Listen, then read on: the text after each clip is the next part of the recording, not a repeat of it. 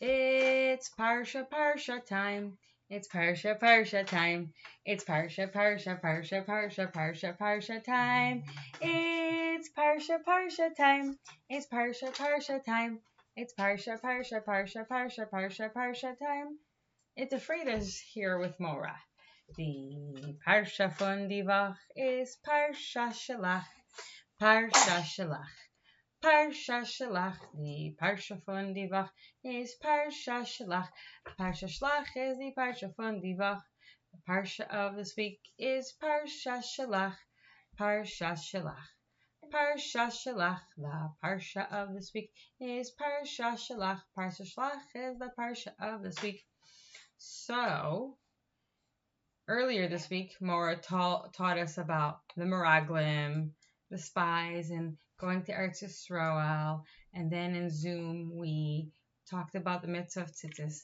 Today, we're going to talk about another mitzvah that Hashem gave us. So, if you look over here, you see all kinds of yummy, yummy foods made from flour. I see bread.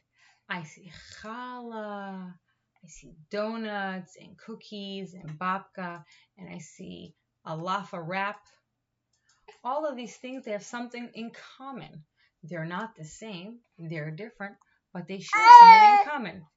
They're made with a lot of flour. And you know what we have to do with foods that are made with a lot of flour? Doesn't make a difference if we say the same bracha, because in some of these things we don't say the same bracha. Bread, challah, and laffa, they're hamaitzi. And the babka, and the donuts, and the cookies, they're a different bracha.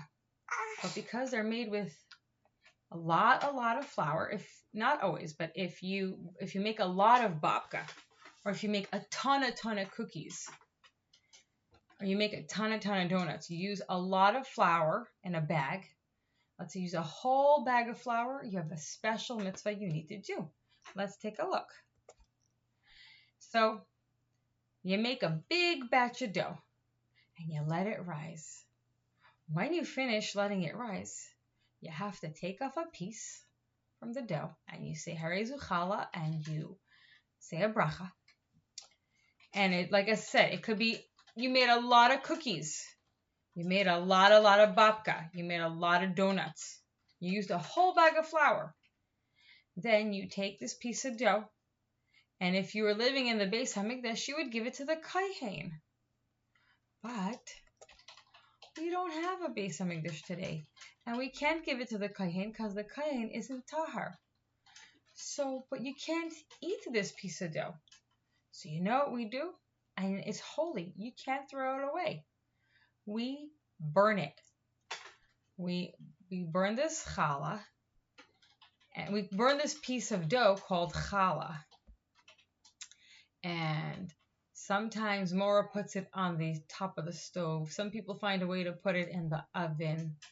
And now we're going to see Mora doing the mitzvah of taking challah. So, Mora Rivki has a bowl here. And in this bowl, I have dough. And actually, I'm not making a lot of babka or cake or cinnamon buns. I'm not making cookies, tons of cookies or donuts or pizza. I'm actually going to make my challah or bread. I'm going to be making challah for Shabbos. But before I can start doing anything, remember there's something I need to do. And I'm going to hold this towel. I'm going to push my dough down a little bit.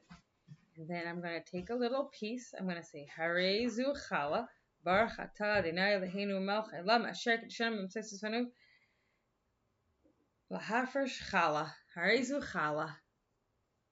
And I'm going to put this away because I don't have a kohen to give this to. I'm going to put this in my freezer for now, but then I'm going to burn it. And I hope you do the art that Mora Rivki sent home.